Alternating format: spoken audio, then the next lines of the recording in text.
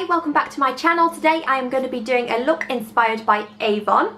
I went shopping on Avon online and spent quite a lot of money on lovely bits and pieces, and when it arrived I just had to do a look on it. So this is the look that I came up with. I have done a deep sort of vampy red lip paired with a very basic eye with a very thin wing and a messy bun, which I show you right at the end. So keep on watching if you want to see how I did this look. The only downside to Avon is they are just an online store. I wish people would stop mowing the flipping lawn. The only downside to Avon is they are just an online store, so you can't test the products before you buy them. I didn't like that, but I wasn't disappointed by one single product that arrived. Please check out my blog post to see in detail what I bought. I will show the whole collection on that. And also, if you haven't entered already, please enter my giveaway that I'm doing on my blog. I'm giving away a Clinique makeup bag and 2 MAC lipsticks of your choice. That will end on Sunday the 5th of July. Thank you so much for watching. I'll see you soon. Bye. Okay, I have cleansed, toned and moisturised my skin, so I am just going to go in straight with foundation. This is the MAC Studio Fix Fluid Foundation. This is the only foundation from MAC that I can use because it suits my oily skin and it has an SPF of 15 in it, which I always think is a massive bonus.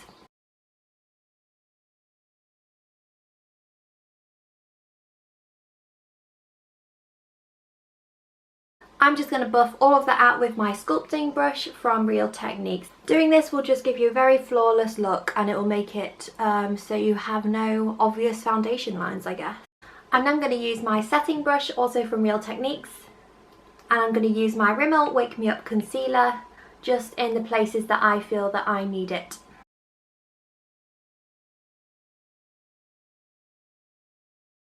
Okay, and I'm going to set all of that with my Smashbox translucent powder. This is the Photo Set finishing powder. And I'm going to use this brush from Sigma, the powder blush brush, the F10, to just blend that in all over the face. This will just stop your makeup from shifting around on your face. It will stop the foundation from falling into dry patches and separating on your skin. If you are very oily like me, this translucent powder will be your best friend. I promise I will use an Avon product very soon, but first I'm just going to bronze the face. So I'm just going to use my Smashbox step-by-step contour kit, and I'm going to take the bronzer first and I'm going to go in with a tiny bit of the contour shade just to give it more of a structured look. For this I'm going to take this Sigma brush, this is the large powder, the F20, and it is massive.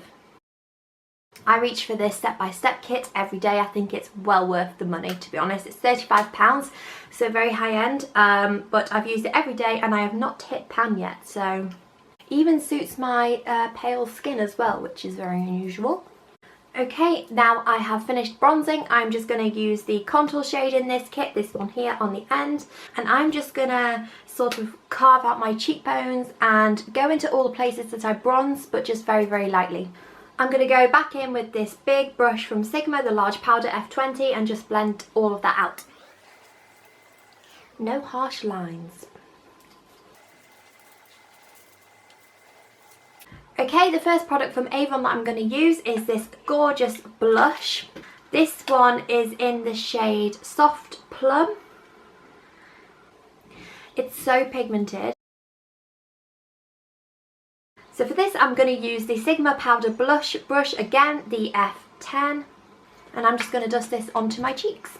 I'm going to focus less on the apple of my cheeks though, and I'm going to just sort of line it up where I put the contour, because recently I've been loving how that looks.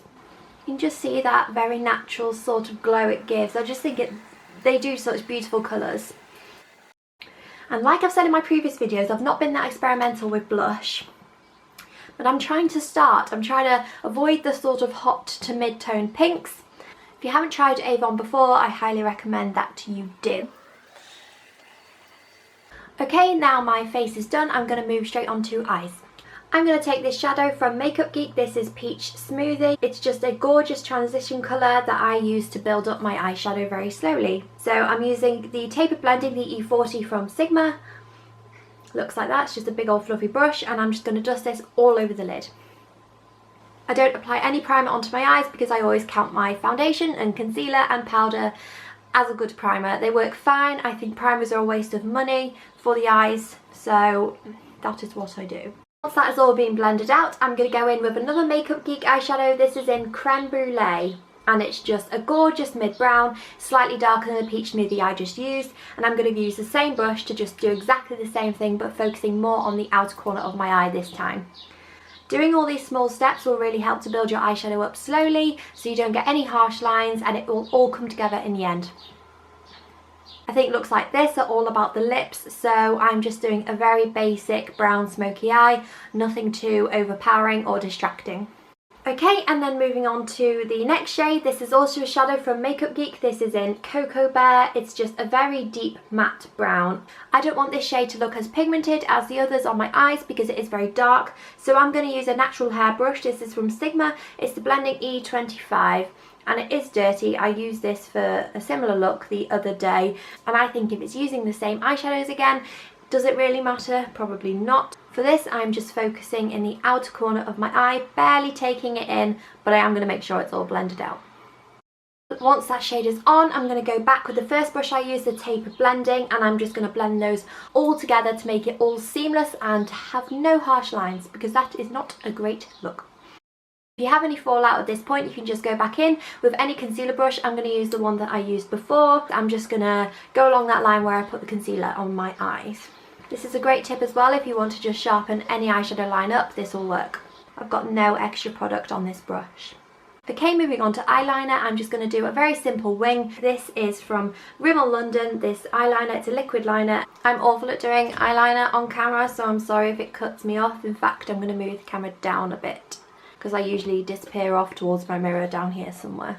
The one thing I would say about this eyeliner, it does take a while to dry, so you have to be careful where you look. If I was to example to look straight up right now, it would transfer onto my eyelids, so I'd just warn you about that. Okay, now for mascara. As always, I'm going to use my mascaras from Clinique. They are both high impact mascaras, however this is a brand new one and this is an older one.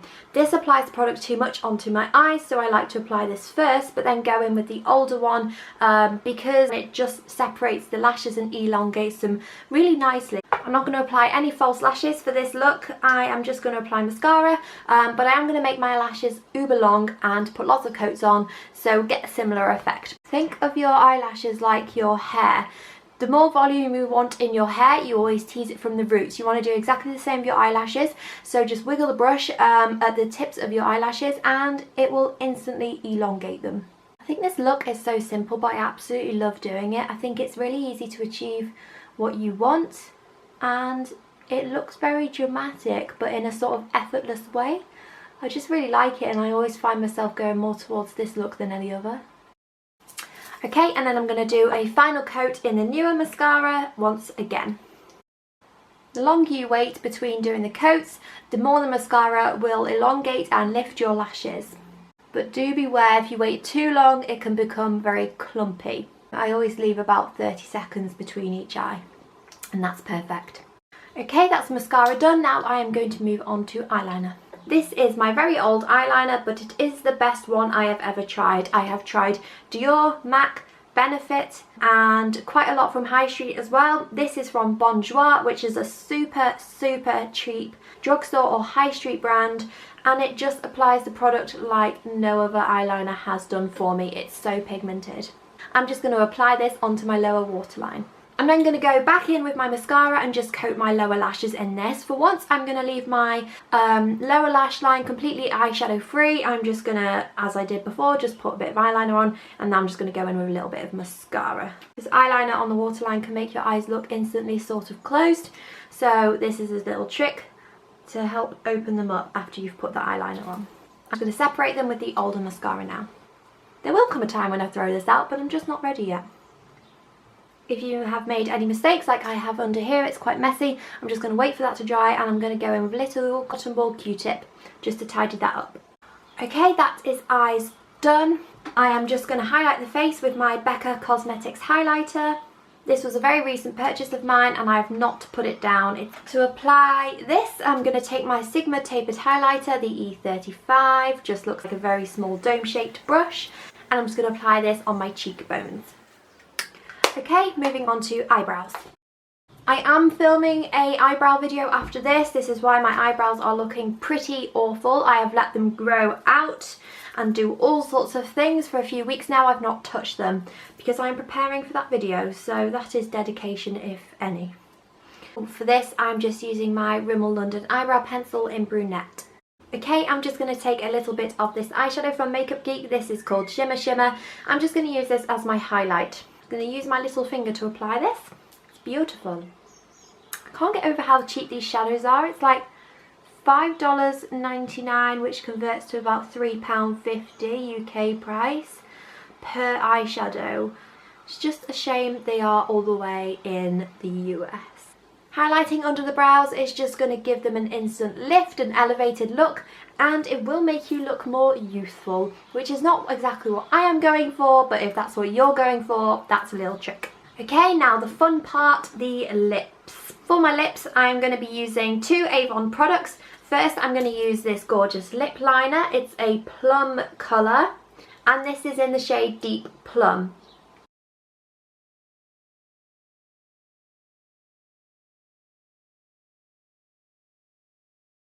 Okay, now my lips are fully lined and filled in. I'm just going to go in with the lipstick and go over what I just did.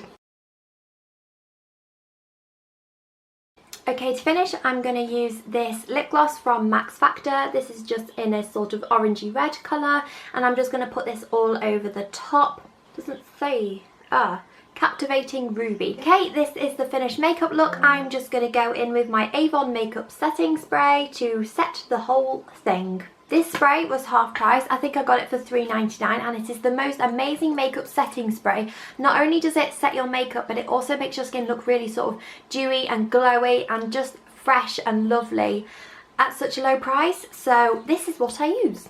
Just spray it all over the face and it will keep the makeup put all night long. This look is going to be paired with a messy bun. Although I am wearing a messy bun right now, this is not the messy bun I was talking about. What I mean is sort of a nice looking messy bun that makes it look like you've put some effort into your hair. So I will show you exactly what I mean now. My hair was washed last night. I would recommend doing this when you don't have freshly washed hair because it will slip and slide everywhere otherwise. You can do this technique on any sort of hair if it is fine or coarse or thick or thin or straight or curly. Doesn't matter, you can still achieve this. The key is the back combing. You can use any sort of brush for this, but I choose to use this one. It's very small, the bristles are separated, so I find it gets in there a lot easier. You can do this with or without heat. Today I think I'm going to do it without heat, but I'll just touch it up with the hair straighteners after I have done. So I just start by tying half of my hair up on top of my head. I usually take it just an inch above the ear all the way round so you can see I don't brush the whole hair, but I like to go through it with my fingers to get as many knots out as possible.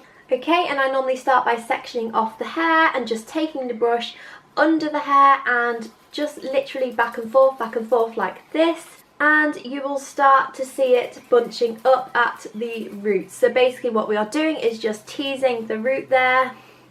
I would recommend doing the bottom if you've got straight or very fine hair, because this will give you a lot more oomph and your hair will look much bigger when it is in the bun.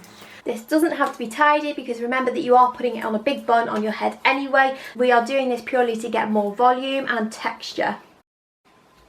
I'll just tease the ends slightly from underneath. And when that is done, just let the rest of the hair down. And kind of do the same thing. I just flip over most of my hair, looks very attractive, and just do the same. Please note this is not good for your hair. I only do it every so often when I want to do a high bun. But doing this every day is not going to do your hair any good. It will give you split ends, so I would always recommend using a hair protector when your hair is damp, freshly washed. When you are satisfied with the nice big mess that is your hair. I have a lot of hair, so this actually works in my favour in a look like this, but any other look, it goes against my favour. So I am just starting to grab the top section of my hair. I am sort of putting my fingers in a claw motion. This just gives your hair texture instead of scraping it all the way back like that. and it will look effortless, but at the same time it won't look messy. So you can see I've just grabbed and then just grab the pieces of hair. Make sure it's all tucked in. I am pulling on this quite tight just to make sure no hairs escape. So then you've sort of got a high ponytail. Now make sure you've got a bobble handy. This is my last one, so I really hope it doesn't snap on this look. Also have a couple of bobby pins on hand for the stray bits that get away as well. So I'm just going to grab the hair bobble and I am pulling all of the hair through apart from the very end, you can see. And I'm going back on myself and just pulling it up and over like that. You will end up with a very tight looking bun, but now we are going to ruffle it up. Now I'm just going to pinch my fingers together and pull through some strands of hair. This instantly makes your hair more volumized, and also these bits just always want to escape as well, so I'm just going to let them down. Now we are going to take both our hands and sort of do this with them. So I'm going to pull the hair away from the hair bubble slightly, and I normally just tease it from the top and pull it so it sits on the back of my head really nicely, and you will end up with something like that. Mine is very loose, so I would recommend going in with another hair bubble, but I literally just pulled it over twice, so it's going to be loose. Most people use bobby pins the wrong way round. They are in fact meant to go like that. So this bumpy bit here is going to go nearest to your hair root. Putting a bobby pin vertically up the back of your hair will keep the hair's shape. It will keep this bit up high like that, so it won't flop. I am literally just going to put that in. I'm then just going to use my Bed Head Hard Head hairspray to secure the whole thing. This is the best hairspray I've ever used.